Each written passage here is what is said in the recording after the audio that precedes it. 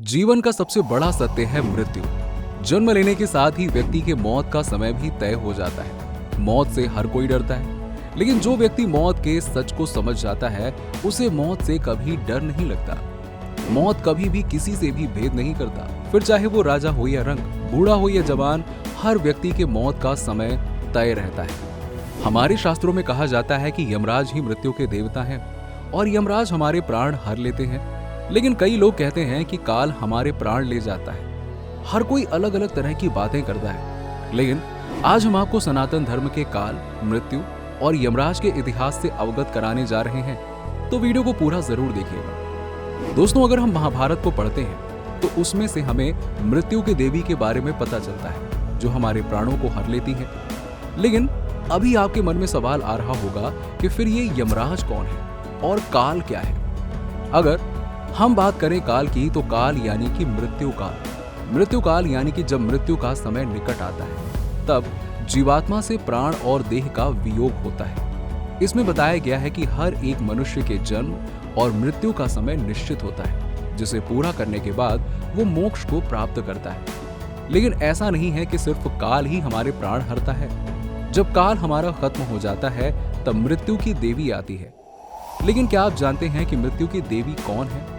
मृत्यु की देवी को लेकर महाभारत में 2 जगह अलग अलग तरह की कथाएं बताई गई हैं। इसमें से आज आपको महाभारत की एक ऐसी ही कथा के बारे में या मान्यता के बारे में बताने जा रहे हैं। जब ब्रह्मा जी ने सृष्टि की रचना की, तो उन्होंने उस सृष्टि पर किसी की भी मरने की व्यवस्था नहीं की थी, जिसकी वजह से पॉपुलेशन लगातार बढ़ती चली जा रही थी। पॉपुलेशन के बढ़ने की वजह से लोगों को सांस लेने में मुश्किल होने लगी, सभी का दम घुटने लगा। ये सब देखकर ब्रह्मा जी बहुत ही ज्यादा चिंतित हो गए और उन्हें ये सब देखकर क्रोध आ गया और उनकी आंखों से आग निकलने लगी, जिससे कि पूरी सृष्टि जलना शुरू हो गई। ये देखकर भगवान शिव ब्रह्मा जी से कहने लगते हैं कि जिस सृष्टि को आपने बनाया था, उसे खुद ही नष्ट कर रहे हैं।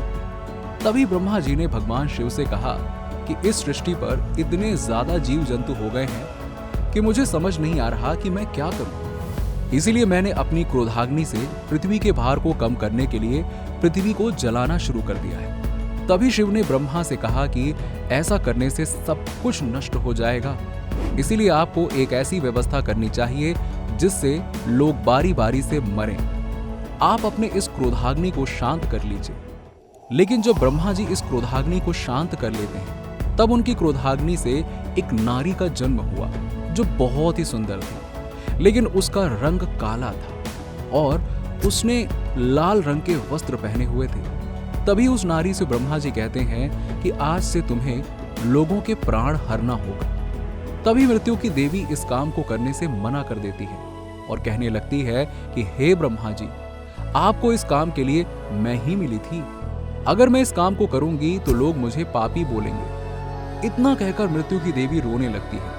तभी ब्रह्मा जी उसके आंसू अपने अंजुली में ले लेते हैं और कहने लगते हैं कि इससे तुम्हें कोई दोष नहीं मिलेगा, क्योंकि इस अंजुली से लोगों में कई तरह के रोग पैदा होंगे, जिसकी वजह से लोगों की मृत्यु होगी और लोगों को लगेगा कि किसी बीमारी की वजह से या रोगों की वजह से उसकी मृत्यु हुई है। और ब्रह्मा जी कहते हैं कि तुम्हें किसी प्रकार का कोई दोष नहीं लगेगा। लोग तुम्हें देवी के रूप में पूजेंगे और तब से मृत्यु की देवी इस काम को करने के लिए मानी जाती है। अभी तक आप सभी ने जाना कि काल क्या है और मृत्यु की देवी कौन है, लेकिन अभी भी एक सवाल उठ रहा है कि आखिरकार फिर यमराज का क्या काम होता है। तो यमराज का काम होता है कि जब हमारे प्राण चले जाते हैं, तब उसके पाप और पुण्य का हिसाब कर आत्मा को सही जगह पहुंचाना। इसीलिए यमराज को धर्मराज भी कहा जाता है।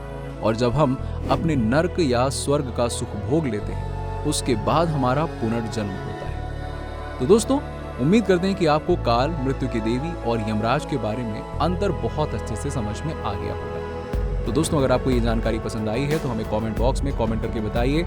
साथ ही साथ अगर आपको वीडियो अच्छी लगी हो तो वीडियो को लाइक करें, अपने दोस्तों के साथ में शेयर कीजिएगा। और हाँ, अगर आप हमारे चैनल पर नए हैं तो हमारे चैनल धर्म मिस्ट्री को सब्सक्राइब करना मत भूलिएगा। साथ ही साथ बेल आइकन को भी दबा दीजिएगा, ताकि आने वाली हर वीडियो की नोटिफिकेशन आप तक पहुंच सके। मिलते हैं आपसे अगली वीडियो में, तब तक के लिए बाय बाय।